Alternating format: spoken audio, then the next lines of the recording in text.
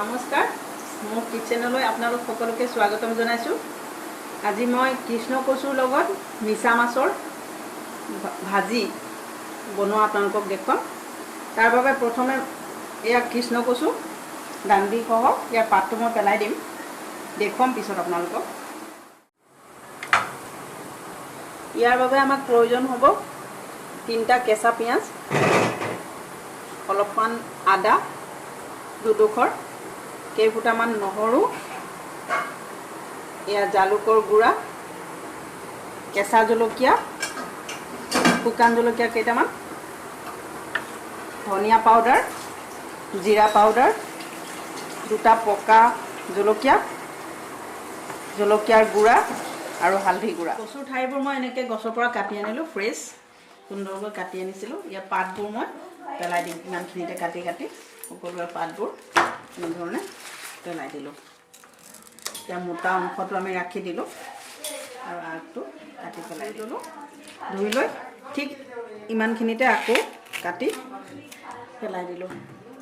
2 ধৰণে কচুৰ ঠাৰিটো বনাব পাৰি, কচুৰ চচটো ৰাখি পেলাই আৰু নৰখাকৈ। মই 2 ধৰণে কৰি দেখুৱাম আপোনালোকক।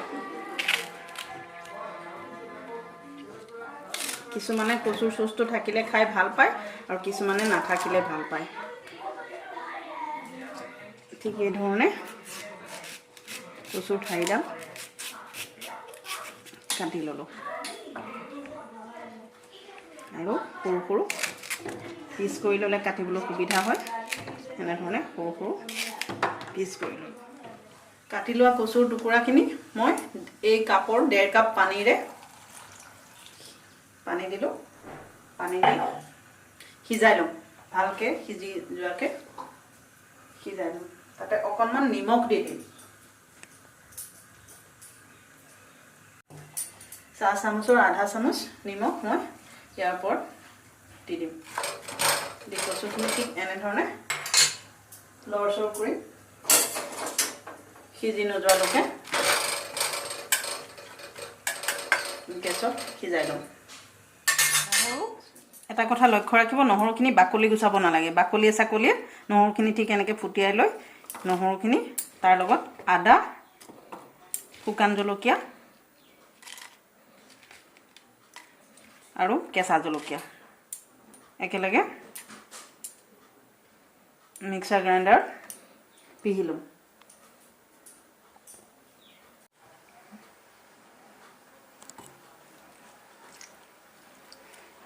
মিক্সাৰ গ্ৰাইণ্ডাৰ পিহি ল'ম। যাৰ মিক্সাৰ গ্ৰাইণ্ডাৰ যোনে ব্যৱহাৰ নকৰে তেওঁলোকে শিল পতাটো পিহি ল'ব পাৰে সুন্দৰকৈ, ভালকৈ মিহিকৈ। ঠাৰিখিনি এনেধৰণে বইল কৰিবলৈ দি, বইল হয় মানে মই আনফালে এখন কেৰাহী পাতি দিম। কেৰাহীখন এটা কথা মন কৰিব, মই ইয়াতে এখন নতুন কেৰাহীও ল'ব পাৰিলোঁহেঁতেন, কিন্তু মই এখন পুৰণা ব্যৱহাৰ কৰা কেৰাহী লৈছোঁ। এই ৰেচিপিটো মই মাৰ পৰা শিকিছিলোঁ আৰু মোৰ মাক মই দেখিছিলোঁ, তেওঁ সদায় লোহাৰ কেৰাহী ব্যৱহাৰ কৰিছিলে। আৰু কেৰাহীখন যিমান পুৰণা হয়, মোৰ মায়ে কোৱা মতে ৰন্ধা বস্তুখিনি সিমানেই সোৱাদ হয়। সেইকাৰণে মই এখন পুৰণা কেৰাহী ব্যৱহাৰ কৰিছোঁ। যেতিয়ালৈকে কচুখিনি সিজিব তেতিয়ালৈকে মই মিছা মাছখিনি ভাজি ল'ম। মই মিছা মাছ ভাজিবলৈ সৰিয়হৰ তেল ব্যৱহাৰ কৰিছোঁ, আপোনালোকে ইচ্ছা কৰিলে ৰিফাইন তেল ব্যৱহাৰ কৰিব পাৰে। মই গুচাই লোৱা 3টা পিঁয়াজৰ 2টা পিঁয়াজ কাটি ল'লোঁ। এনেধৰণে গৰম হোৱাৰ পিছত মই তাত 2টা কেঁচা জলকীয়া ফালি দিম আৰু 2টা পকা জলকীয়া লগতে, আৰু কাটি থোৱা পিঁয়াজ 2টা কাটি থোৱা পিঁয়াজ তাত দি দিম আৰু ৰঙচুৱা হোৱালৈকে ভাজি দিম। অলপ ৰঙচুৱা হৈছে, সম্পূৰ্ণৰূপে ভাজ খাব নালাগে, অলপ অলপ ৰঙচুৱা হৈছে, তেতিয়া মই তাত মিছা মাছখিনি দি দিম। ইয়াতে মিছা মাছখিনিত মই হালধি আৰু নিমখ আগতে সানি থৈছোঁ, মিছা মাছখিনি ইয়াত দি দিলোঁ।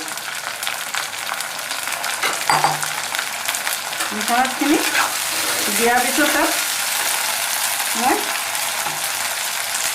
আধা চামুচ জিৰা গুড়া, আধা চামুচ ধনিয়া গুড়া আৰু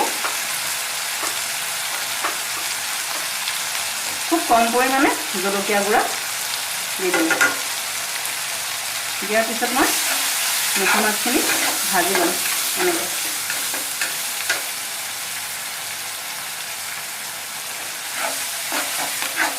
হৈ গৈছে, ৰঙা হৈ গৈছে, ৰঙা। এইখিনি মই এতিয়া উঠাই কেৰাহীৰ পৰা এনেধৰণে উঠাই ৰাখি দিম।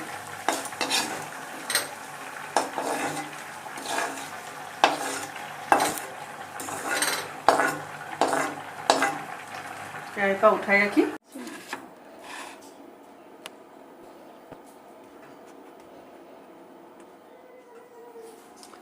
সিজাই লোৱা কচুখিনি ঠিক এনেধৰণৰ হ'ব।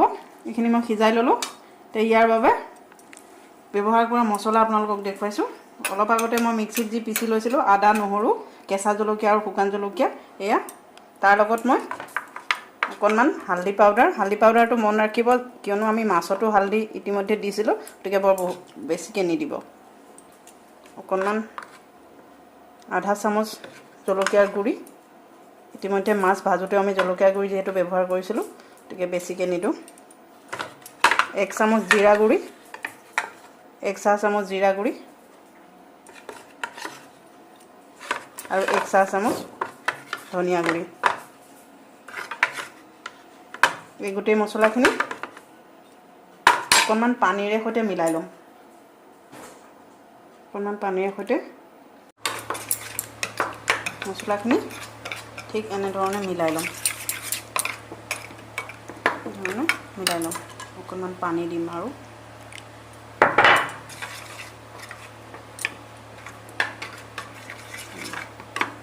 তেল গৰম হৈছে, তাত আমি 3টা তেজপাত দি দিলোঁ আৰু অলপমান আধা যিখিনি পিঁয়াজ বাকী ৰৈছিলে সেই পিঁয়াজখিনি দি দিলোঁ।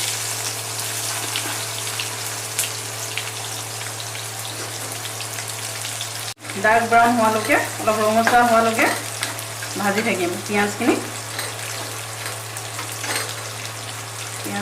ভাজি ল'লোঁ। লোৱা মছলাখিনি ইয়াত ঢালি দিম। পিঁয়াজখিনি যেতিয়া ৰঙচুৱাকৈ ভজা হ'ব, তাত আমি মছলাখিনি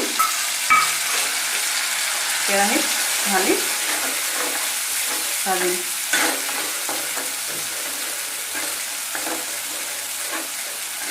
পৰিমাণটো সুন্দৰকৈ মিলাই ল'ব। এনেকুৱাকৈ ভাজিব যাতে মছলাখিনি জ্বলি নাযায়।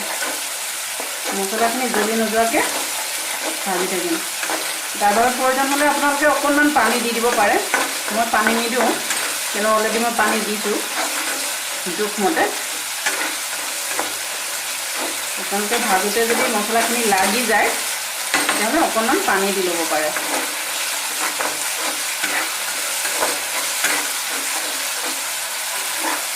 এনেধৰণে মছলাখিনি 3 মিনিটমান সময় আমি ভাজি ল'ম, জ্বলি নোযোৱালৈকে। মছলা খুব সুন্দৰ এটা গোন্ধ ওলাব। ভাজা মছলাখিনি খুব সুন্দৰ গোন্ধ ওলাব। এনেধৰণে মছলাখিনি আমি 3 মিনিট সময় ভাজি ল'ম। মছলাখিনি এনেধৰণে ভাজা হৈ গ'ল, খুব সুন্দৰ গোন্ধ ওলাইছে। আৰু তাত আমি এতিয়া সিজাই থোৱা কচুৰ ঠাৰিখিনি দি দিম। সিজাই থোৱা কচুৰ ঠাৰিখিনি দি দিম। গেছটো তেতিয়া চিমত ৰাখিব আৰু খুব হালকা হাতেৰে মছলাখিনি এনেধৰণে তল ওপৰ কৰি দিম কচুখিনিৰ লগত।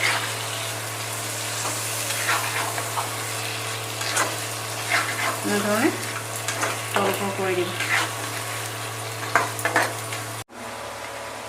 দি দিছোঁ। যিহেতু সকলোতে আমি নিমখ আগতে ব্যৱহাৰ কৰিছোঁ, কচু সিজাই লওঁতেও দিছোঁ, মাছতো দিছোঁ, গতিকে নিমখটো আমি কম পৰিমাণে দিম। পিছত চাই ল'ম, যদি প্ৰয়োজন হয় দিম।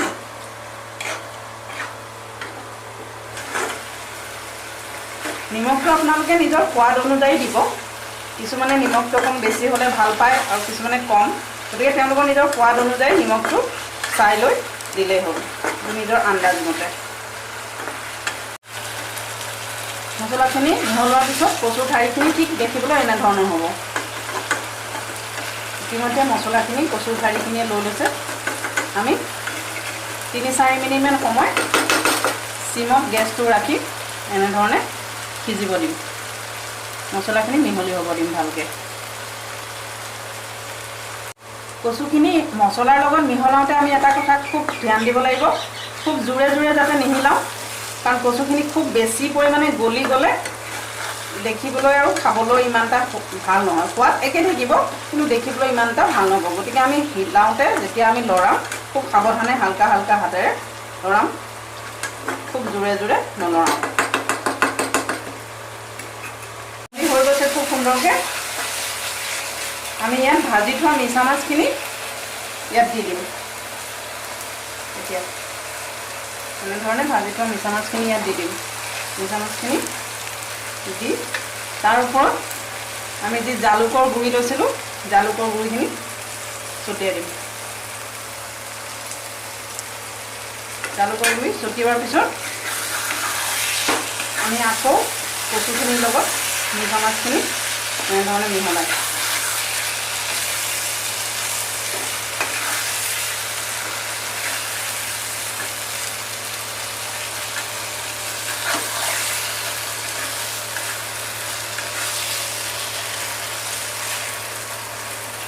মাছ দিয়াৰ পিছত 5 মিনিট সময় ৰাখিলোঁ আমি জুইৰ ওপৰত কেৰাহীখন সিমত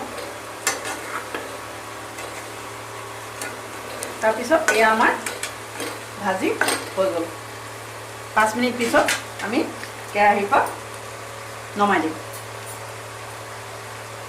কৃষ্ণ কচু আৰু মিছা মাছৰ ভাজি যদি আপোনালোকে ৰেচিপিটো চাই ভাল পাইছে তেতিয়াহ'লে এইটো লাইক কৰিবলৈ আৰু শ্বেয়াৰ কৰিবলৈ নাপাহৰিব আৰু অনুগ্ৰহ কৰি মোৰ চেনেলটো সাবস্ক্ৰাইব কৰিব আগলৈ এনে ধৰণৰ ভিডিঅ' চাবৰ বাবে মোৰ চেনেলটো সাবস্ক্ৰাইব কৰিব ধন্যবাদ